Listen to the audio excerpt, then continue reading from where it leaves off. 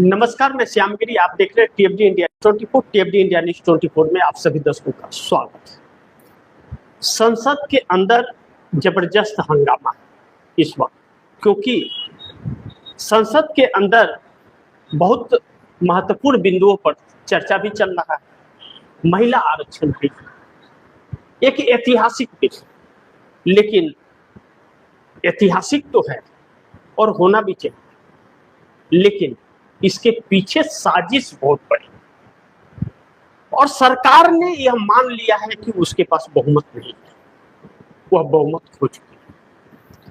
लेकिन बड़ी महत्वपूर्ण बिंदु यह है कि जो इस सरकार को इस बिल को चर्चा के लिए जो बहुमत चाहिए था, एक साधारण ही बहुमत मिल जाता। 272 सत्ता में आने के लिए 272 का जादुई आंकड़े की जरूरत होती है।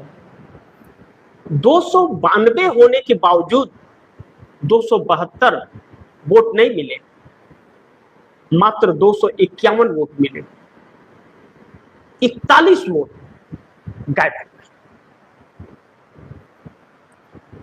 फिर भी चर्चा शुरू हुआ, और अभी इस वक्त जब हम लोग लाइव हैं तो इस वक्त गृह मंत्री अमित शाह भाषण दे रहे हैं, अपना विपक्ष को लुभाने की कोशिश कर रहे हैं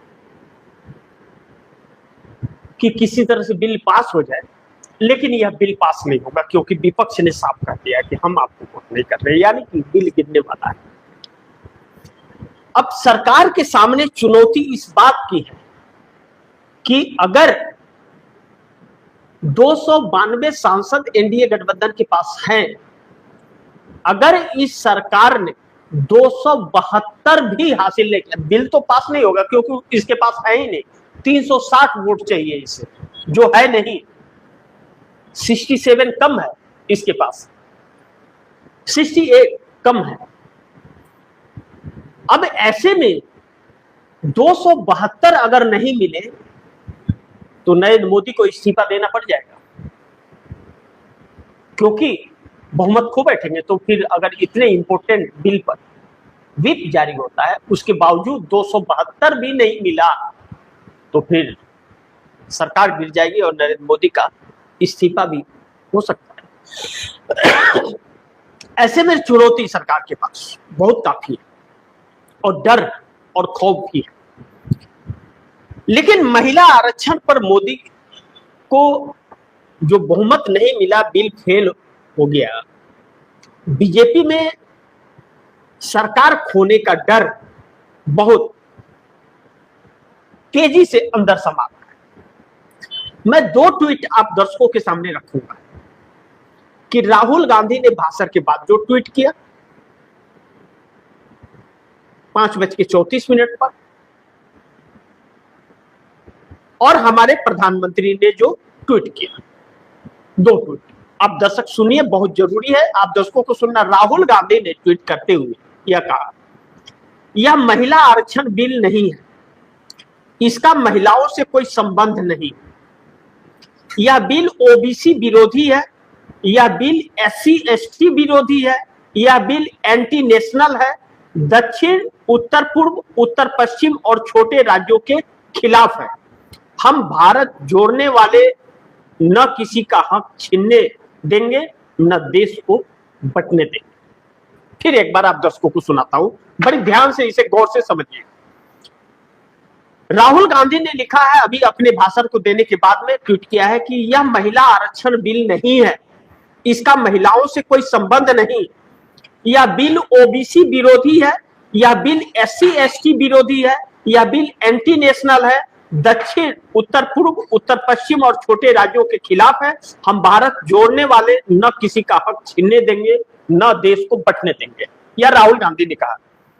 जिस बात का जिक्र राहुल गांधी ने ओबीसी, एससी एसटी और एंटी नेशनल, दक्षिण, उत्तर पूर्व की कही है, मैंने आप दर्शकों को अपने लगातार कई कार्यक्रमों में मैंने आप दर्शकों को साउथ से और हिंदी भाषी जगहों से जोड़ करके आप दर्शकों को मैंने आंकड़े के साथ बताया था। एक बार फिर मैं आंकड़ा बताना चाहूंगा जो आप दर्शकों के लिए बहुत जरूरी है। अब आप दर्शक यह देखिए कि जहां पर भारतीय जनता पार्टी की सरकार है, यूपी, बिहार, राजस्थान, एमपी, दिल्ली, महाराष्ट्र। मैं इन 6 राज्यों की बात करता हूं। इन 6 राज्यों में 80 की जगह 138 सीट यह सरकार करना चाहती है, 58 सीट बढ़ाना चाहती है। बिहार में 40 का 72 करना चाहती है, 32 सीट बढ़ाना चाह रही है, यानी कि 1.5 गुना से ज्यादा है। राजस्थान में 25 का 47 कर रही है, 22 सीट बढ़ा रही है, तकरीबन डबल बढ़ा रही है। मध्य प्रदेश में 29 का 50 कर रही है, 19 सीट बढ़ा रही है। दिल्ली में 7 सीट है, 16 सीट कर रही है, डबल से ज्यादा कर रही है और 9 सीट बढ़ा रही है। महाराष्ट्र में 48 सीट है, 78 सीट कर रही है, 30 बढ़ा रही है। अब विरोध का कारण जो राहुल गांधी ने अपने ट्वीट में लिखा, दक्षिण का बात। अब दक्षिण में आ जाते हैं, साउथ में केरल, तेलंगाना, उड़ीसा, आंध्र प्रदेश, कर्नाटक, तमिलनाडु। केरल में 20 सीट है, 23 सीट कर रही है, मात्र 3 सीट बढ़ा रही है। क्या यह 1.5 गुना है? तेलंगाना में 17 सीट है, 24 सीट कर रही है, 7 सीट बढ़ा रही है। क्या यह 1.5 गुना है? उड़ीसा में 21 सीट है, 29 कर रही है, 8 सीट बढ़ा रही है। क्या यह 1.5 गुना है? आंध्र प्रदेश में 25 है, 34 कर रही है, 9 बढ़ा रही है। क्या 1.5 गुना है? कर्नाटक में 28 है, 42 कर रही है, 14 बढ़ा रही है, यानी कि 1.5 गुना है। अब तमिलनाडु में 39 है, 50 कर रही है, 11 बढ़ा रही है। तमिलनाडु में 39 है तो 50 कर रही है, 11 बढ़ा रही है। और बिहार में 40 है तो 72 कर रही है, 32 बढ़ा रही है। तमिलनाडु और बिहार के अंदर मात्र 1 लोकसभा सीट की कम है, ऊपर नीचे। तमिलनाडु का 1 सीट कम है, 39 सीट है लोकसभा की। बिहार का 1 सीट ज्यादा है, 40 सीट है। तो बिहार में कर रही है 72 सीट, 32 सीट बढ़ा रही है। और तमिलनाडु में 50 कर रही है, 11 बढ़ा रही है। सोचिए, कहां 32 बढ़ा रही है और कहां 11 बढ़ा रही है, कितना का डिफरेंस है? यह डिफरेंस 21 सीटों का है। इस तरह से साउथ को दबा रही है। तो राहुल गांधी ने जो कहा है कि अपने उसमें राहुल गांधी ने कहा है कि ओबीसी विरोधी, SC ST, एंटी नेशनल, दक्षिण, उत्तर पूर्व, उत्तर पश्चिम छोटे राज्यों के खिलाफ है। यानी कि मैंने आपको 7 सिस्टर असम, यानी कि मणिपुर, मिजोरम, नागालैंड, कोहिमा, अरुणाचल प्रदेश, असम, इन सब के साथ एक धोखा हो रहा है। चंडीगढ़ उसमें आता है, पश्चिम बंगाल आता है, पंजाब आता है, जम्मू कश्मीर आता है, पांडिचेरी आता है, गोवा आता है। इन सभी जगहों के साथ नाइंसाफी की जा रही है। ऐसे में इन्होंने कहा, राहुल गांधी के बाद प्रधानमंत्री मोदी ने क्या कहा, आह्वान किया देश से। प्रधानमंत्री मोदी ने 3 घंटा पहले ट्वीट किया। प्रधानमंत्री कहा, मैं सभी सांसदों से कहूंगा, आप अपने घर में मां, बहन, बेटी, पत्नी सबका स्मरण करते हुए अपनी अंतरात्मा को सुनिए। देश की नारी शक्ति की सेवा का, उनके बंधन का ये बहुत बड़ा अवसर है। उन्हें नए अवसरों से वंचित नहीं करिए। ये संशोधन सर्वसम्मति से पारित होगा तो देश की नारी शक्ति और सशक्त होगी, देश का लोकतंत्र और सशक्त होगा। आइए हम मिलकर आज इतिहास रचे, भारत की नारी को, देश की आधी आबादी को उसका हक दे। बड़ी अच्छे विचार है भैया, लेकिन अच्छे विचार हैं तो क्या फिर महाराष्ट्र, मध्य प्रदेश, उत्तर प्रदेश, बिहार और राजस्थान को ही सम्मान मिलना चाहिए और बाकी राज्यों को सम्मान नहीं? बाकी राज्यों की महिलाएं क्या सम्मान के हकदार नहीं हैं? यह हमारे प्रधानमंत्री भूल गए, विपक्ष ने याद दिला दिया। राहुल गांधी ने कहा, जादूगर की कहानी सुना दी। हालांकि उनका भाषण अंग्रेजी में रहा, लेकिन उनका भाषण जिन राज्यों को प्रेजेंट हुआ उस वक्त कर रहे थे अंग्रेजी में करके, उन राज्यों के लिए बहुत सटीक था। जैसे तेलंगाना, जैसे आंध्र प्रदेश, जैसे केरल, तमिलनाडु, पांडिचेरी, गोवा, जम्मू कश्मीर, चंडीगढ़, पंजाब, पश्चिम बंगाल, मणिपुर, मिजोरम, नागालैंड, अरुणाचल, असम के लिए प्रेजेंटेशन उनका था। वो सबने समझा होगा। अब ऐसे में प्रधानमंत्री मोदी बैकफुट पर आकर के खड़े हो गए। अब सवाल यह उठता है कि जब इस बिल को चर्चा में लाया जा रहा था उस वक्त इस सरकार ने अपना बहुमत खो दिया।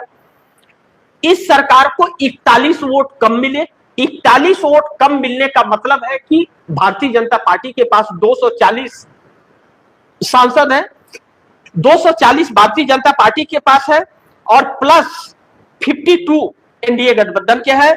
इसके टोटल 92 होते हैं, 292 होते हैं इसके टोटल। 292 में इसे मात्र 251 सीटें मिली, यानी कि 41 लोगों ने इसे वोट नहीं किया। एक हम अगर प्रधानमंत्री को मान ले, उस वक्त नहीं आए थे सदन में, तो 40 एनडीए के सांसदों ने इन्हें वोट नहीं किया है। अब इन 40 को हम समझने की कोशिश करें कि यह 40 कौन है जिन्होंने वोट नहीं दिया, तो बहुत सटीक आंकड़ा जो बैठता है वह है नीतीश कुमार के 12, चंद्रबाबू नायडू के 18। कितने हुए? 30 सांसद होते हैं। एक नाथ शिंदे के 7, 37 सांसद होते हैं। 2 जयंत चौधरी के और एक अनुप्रिया पटेल के 40 सांसद होते हैं। यानी कि इन 40 सांसदों को आपको वोट नहीं मिला, इसलिए आपने बहुमत खो दिया। उसके बाद यह चर्चा का कोई विषय नहीं रह जाता, लेकिन फिर भी सदन में विपक्ष ने चर्चा शुरू की और इस बिल पर चर्चा शुरू हुई। अब आखिरी मतदान का वक्त आ रहा है। इस वक्त अभी भी अमित शाह भाषण दे रहे हैं और अमित शाह का भाषण खत्म होगा, वोटिंग होगा, तो कार्यक्रम के दौरान मैं लेकर के आप दर्शकों के सामने आऊंगा कि कितने वोट से यह हार रही है। हारना तो तय है। अब सवाल यह है कि चंद्रबाबू नायडू के जो 18 सांसद हैं, 18 सांसद, बहुत गौर कीजिएगा आप दर्शक, यह 18 सांसद चंद्रबाबू नायडू के वोट करेंगे या नहीं करेंगे, क्योंकि चंद्रबाबू नायडू 2 दिन से साउथ के अंदर टोल किए जा रहे हैं, बड़ी भारी भरकम, और कहे जा रहे हैं कि कितने में हुई डील। अब ऐसे में काले झंडे घरों पर लगाए जा रहे हैं, काले कपड़े पहने जा रहे हैं। सदन में भी साउथ के लोगों ने काले कपड़े पहन करके आए। विरोध भारी मात्रा में, बड़े आंदोलन का स्टालिन ने आगाज कर दिया है। चंद्रबाबू नायडू ने सदन शुरू होने के पहले 24 घंटा पहले 16 तारीख से जब सदन शुरू होना था, तो 15 तारीख को उन्होंने कहा था मैं बिल के पक्ष में हूं, तो सरकार के समर्थन करूंगा, तो टोल होने लगे। तो परिणाम 16 तारीख को अलग हुए। अब आज वोट करते हैं या नहीं करते हैं, इस पर नजर बनी रहेगी। लेकिन नीतीश कुमार दिल्ली नहीं आए, दिल्ली आने से मना कर दिया। अब वह 20 तारीख को पटना में अपने जेडीयू की बैठक करने जा रहे हैं, क्योंकि उनके 85 विधायक नाराज हैं भारतीय जनता पार्टी को समर्थन देने की वजह से, उनका सीएम बनने की वजह से। अब ऐसे में सम्राट चौधरी को जो सीएम बनाए हैं नीतीश कुमार, तो वह नीतीश कुमार के पसंद थे, लेकिन विधायकों के पसंद नहीं थे। अब ऐसे में नीतीश कुमार के बेटे ने जो बयान दिया, वह बयान शायद दिल को छू गया, देश के दिल को तो छुआ। हम लोगों को भी बहुत अच्छा लगा कि काश ऐसे ही नेता हमारे देश में होते। मैं उस बयान का जिक्र आप दर्शकों के सामने करना चाहूंगा कि नीतीश कुमार के बेटे निशांत कुमार ने सम्राट चौधरी के शपथ के बाद लिया उन्होंने, और नीतीश कुमार ने इस्तीफा दिया। नीतीश कुमार के इस्तीफे के बाद वह गायब हो गए। कल जेडीयू के कार्यालय में नजर आए। उन्होंने कहा कि मैं ऐसी सरकार का हिस्सा नहीं बन सकता जिसने हमारे पिता का अपमान किया, मक्खी की तरह निकालकर सीएम की कुर्सी से हटा दिया। अब उन्होंने डिप्टी सीएम बनने से भी इनकार कर दिया। अब लीपापोती चाहे जो भी किया जा रहा हो कि हम नए, वो निशांत कुमार नए हैं, अभी नए नवेले हैं, जानकारी नहीं है, उन्होंने मना कर दिया, हम बिहार को समझ, बहुत कुछ कह सकते हैं, कुछ भी कहानी बना सकते हैं, लेकिन हकीकत यही है कि नीतीश कुमार को जिस तरह से हटाया गया कुर्सी से, उनके बेटे इससे खुश नहीं है, वह इसे अपना अपमान समझते हैं। अब ऐसे में जेडीयू की बैठक नीतीश ने बुलाई है, दिल्ली नहीं आए, क्या हम माने कि खेल हो गया? नीतीश कुमार करने जा रहे हैं, क्योंकि कुछ बिहार के अहम पत्रकारों से जब मैंने चर्चा किया तो कहा गया कि नेता कह रहे हैं कि अभी तो पिक्चर शुरू हुआ है, बिहार और दिल्ली दोनों में खेल होगा। मैं नहीं जानता, इसके ठोस सबूत हमारे पास नहीं है, लेकिन जिस तरह सरकार के होश उड़े हुए हैं, आप दर्शक लोकसभा टीवी सर्च कीजिए और देखिए कि सांसदों के चेहरे की हवाइयां उड़ी हुई है भारतीय जनता पार्टी के जितने हैं, क्योंकि इस बिल में अगर 272 वोट नहीं मिले कम से कम, तो सरकार गिर जाएगी, और यह डर इन्हें चंद्रबाबू नायडू से सता रहा। लेकिन चंद्रबाबू नायडू वोट दे भी देते हैं सरकार को तो भी यह बिल नहीं पास होने वाला है, क्योंकि इसके आड़ में जो करोड़ों लोगों के नाम काटे गए हैं ना एसआईआर के तहत, इस सरकार को बहुत भारी पड़ने, इसके लिए जनगणना करानी पड़ेगी, जाति जनगणना करानी पड़ेगी और इसके लिए परिसीमन कराना पड़ेगा। अब कल रात को जिस तरह से इस सरकार ने नोटिफिकेशन जारी किया 2023 में जो महिला आरक्षण बिल पास हुआ था, तो उस बिल को भी नहीं नोटिफिकेशन जारी कर सकते थे जब तक जनगणना, जब तक जाति जनगणना और जब तक परिसीमन नहीं हो जाता तब तक। जिस बात का जिक्र राहुल गांधी ने कहा है कि ओबीसी, एससी, एसटी, दलित, अति पिछड़े, एंटी नेशनल, दक्षिण उत्तर पूर्व की जो बात कही है, मैंने सुबह के कार्यक्रम में आप दर्शकों को कहा था कि कहां यह सरकार ने बताया किसी को कि ओबीसी को क्या मिलेगा, एससी एसटी को क्या मिलेगा, आदिवासी को क्या मिलेगा, समर को क्या मिलेगा, किसे क्या मिलेगा? न जिसे चाहेगी सरकार उसे महिला के तहत आरक्षण दे देगी। यानी कि इसमें बू आ रही है राजनीति की। भारतीय जनता पार्टी 2029 का रास्ता साफ कर रही है कि हमारी सत्ता कैसे भी आ जाए। अगर यह बिल पास हो गया तो 2029 नहीं 2027 में चुनाव होगा। अब दर्शक यह ध्यान रखिए, अब देखना बड़ी महत्वपूर्ण होगा कि क्या होता है। लेकिन चंद्रबाबू नायडू का फैसला रातों रात बदला, क्योंकि चंद्रबाबू नायडू अगर 15 तारीख को यह कहते हैं कि हम समर्थन देंगे सरकार को, और चंद्रबाबू नायडू एनडीए गठबंधन के हिस्सा हैं, तो चंद्रबाबू नायडू एनडीए गठबंधन के हिस्सा हैं, तो चंद्रबाबू आखिर हुआ 41 सांसद कौन है जिन्होंने वोट नहीं किया? 41 सांसद कौन है जिन्होंने वोट नहीं किया? यह एक बहुत अहम सवाल उठ खड़ा हुआ है। ऐसे में 248 प्लस सांसद इंडिया गठबंधन के सरकार पर भारी पड़ते हुए नजर आए और यह सरकार बैठक पर।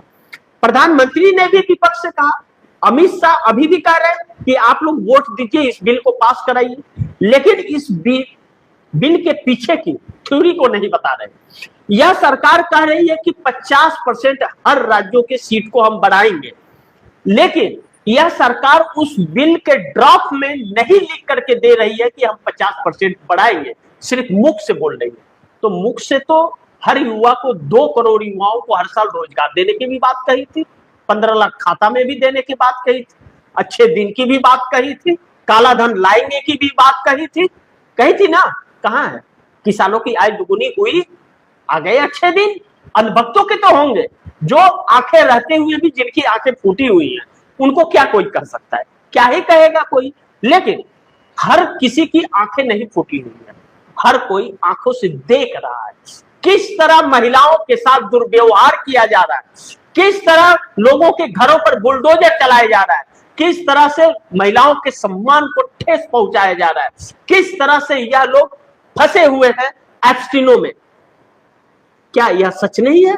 क्या मणिपुर के महिलाओं को इंसाफ इस देश की सरकार ने दिया?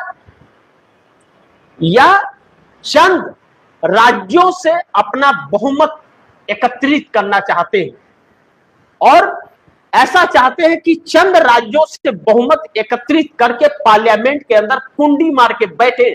वह लोग चाहते हैं जो 52 सालों तक इस देश के तिरंगे को स्वीकार नहीं किए, वह इस देश की भक्ति की बात करते हैं।